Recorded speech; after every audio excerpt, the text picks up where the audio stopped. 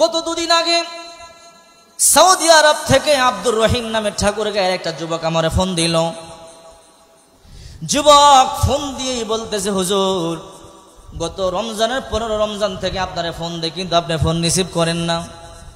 হুজুর আল্লাহর দোহাই লাগে, আপনি যত ব্যস্ত হন আমার ফোনটা আপনি একটু রিসিভ করেন।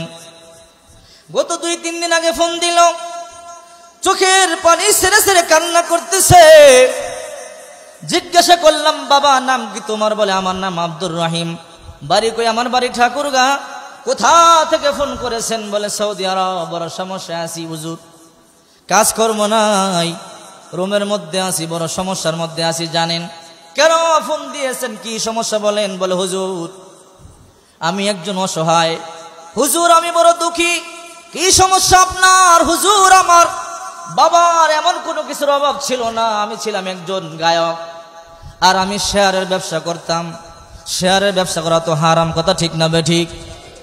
যারা শেয়ারের ব্যবসা করেন এই টাকা খাওয়া মানে পায়খানা খাওয়া সেই তো নিকৃষ্ট।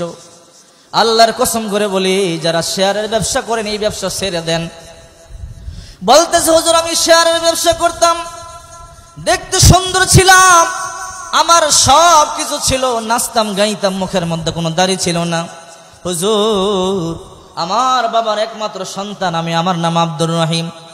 আমার বাবা আমার বিয়ে ঠিক করেছে সুন্দরী যুবতী মাদ্রাসার একটা হাফেজা মেয়েকে। মেয়েটার সাথে আমার বিয়ে ঠিক হয়ে গেল। মেয়ের বাবাকে কে যেন বললো আমি মদ পান করি, শেয়ারের ব্যবসা করি, হারাম খাই, আমি নাচি, আমি গাই। এই কথা শোনার পরে মেয়ের বাবা বিয়ে দিতে অপারগতা প্রকাশ করলো। মেয়ের বাবা আমার শ্বশুর বলতেছে, না এমন একটা শেয়ারের ব্যবসায়ী টাকাওয়ালা হতে পারে, পয়সাওয়ালা হতে পারে, এমন একটা হারামখোরের সাথে আমি বিয়ে দেব না, বিয়েটা ভেঙে যাবে বাবা। এমন সময় যখন ওই মেয়ে শুনলো, মেয়ে বলে, বাবা না না আপনি আমার বিয়েটা ভেঙে দিবেন না। ও বাবা আমার জান প্রাণ দিয়ে আমি চেষ্টা করব ওই সংসারে গিয়ে এই ছেলেটারে দিনের পথে আনতে। আল্লাহু আকবার বলেন। বাবা আমার মতে একটা বুঝওয়ালা মেয়ে যদি, দিনদারি মেয়ে যদি তার ঘরে না যায়, এমন একটা হারামখোর, এমন একটা ছেলেকে কে দিনদারির পথে আনবে বলেন না? বাবা না না বিয়েটা ভেঙে দিবেন না হুজুর। বিয়েটা হয়ে গেল, হয়ে যাওয়ার পরে আমার বিবি যখন আমার সংসারে আসলো, আসার পরে সর্বপ্রথম আমার মা যে খাবারগুলো আমার বিবিকে আমাকে দিলেন, খাবারের জন্য আমার বিবি বসবার আগে বললেন, স্বামী চলেন 2 রাকাত নামাজ পড়ে নেই। ওযু করলাম। বিবি তো প্রথমে বাড়িতে আসছে, যা বলে তাই শুনতে হয়। নামাজও পড়লাম। নামাজ পড়বার পরে যখন খাবারের প্লেটের সামনে বসলাম, দস্তরখান সামনে নিয়ে আসা হলো। আমার বিবি স্বামীর হাতটা ধরলো, অর্থাৎ আমার হাত ধরে বলে, স্বামী আমার আমি শুনেছি আপনি শেয়ারের ব্যবসা করেন। বলে হ্যাঁ। স্বামী আমি জানি না আপনি জানেন কিনা এই ব্যবসাটা হালাল না হারাম।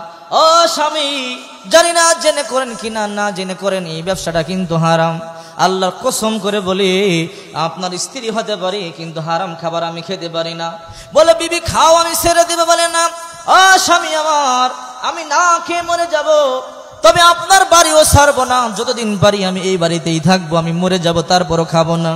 আপনি যদি ওয়াদা দেন শেয়ারের ব্যবসা আপনি বন্ধ করবেন, তাহলে আমি ওয়াদা দিব আপনার ঘরে খাবার আমি খাবো, কারণ আমার স্বামী হয়ে আপনি জাহান্নামে জ্বলবেন এমন একটা স্ত্রী আমি নই। আল্লাহু আকবার বলেন।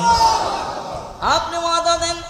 বলে হুজুর বহু কষ্ট করে বিবিকে আমি সান্ত্বনা দিলাম, আমার বিবি মানতে চায় না। পরে বললাম ওয়াদা দিলাম।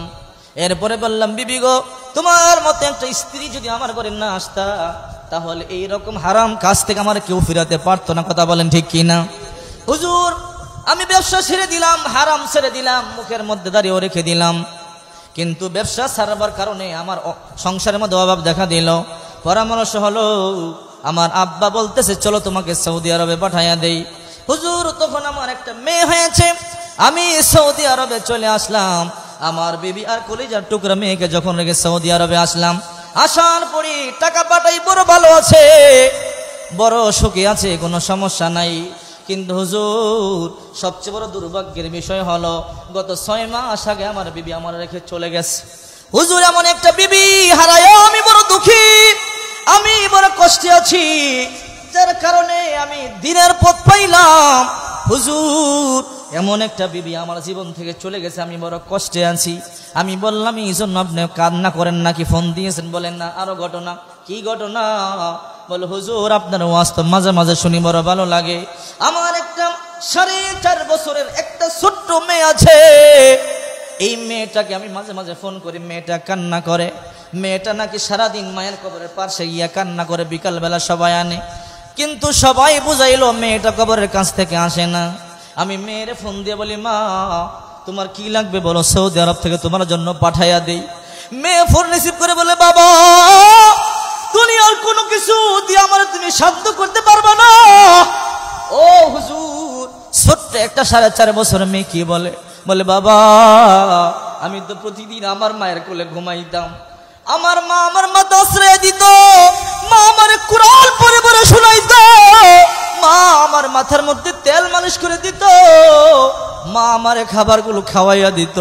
বাবা বলো না, তোমার সৌদি আরবের খেলনাগুলো কি আমার মায়ের মতো আমার আদর করতে পারবে? তোমার সৌদি আরবের খেলনাগুলো কি আমার মায়ের মতো আমার ভাত খাওয়া দিবে? তোমার সৌদি আরবের খেলনাগুলো কি আমার বুকে দিয়ে ঘুমাইবে?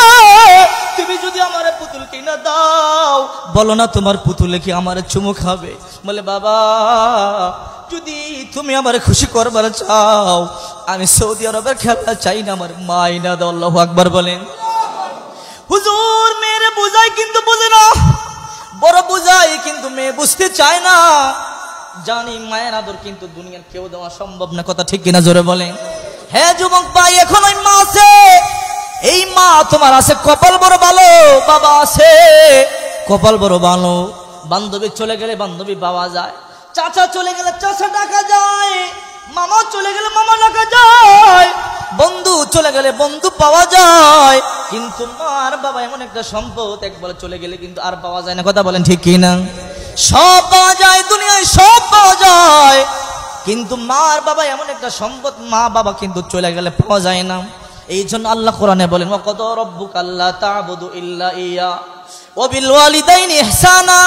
হে আমার গোলামের দল, আল্লাহ বলে সূরা বনী ইসরাঈল, শোন আমার গোলামের পরে কিন্তু পিতামাতার খেদমত করবি, পিতামাতার কষ্ট দিবি না। যদি পিতামাতার কষ্ট দাও, আমি আল্লাহ তোর জন্য জান্নাতের দরজা বন্ধ করে দেব। আরে কষ্ট দিবি দূরের কথা, বলা তানহারহুমা, আল্লাহ বলে জারি দিয়ে পর্যন্ত দিবি না, জারি দিয়ে পর্যন্ত কথা বলবি না। এই জন্য আল্লাহরে খুশি করতে হলে পিতামাতার আগে খুশি করতে হবে, কথা বলেন ঠিক কিনা জোরে বলেন। আল্লাহ নবী বলেন, আল জান্নাতু তাহতা আকদামিল উম্মাহাত, মায়ের পায়ের নিচে হলো সন্তানের জান্নাত। আরে হাদিসের মধ্যে বলেন, নিজের রব্বি ফিরোজাল ওয়ালিদাইন, পিতা খুশি তো তোমার আল্লাহ তোমার উপরে খুশি, সুবহানাল্লাহ বলেন।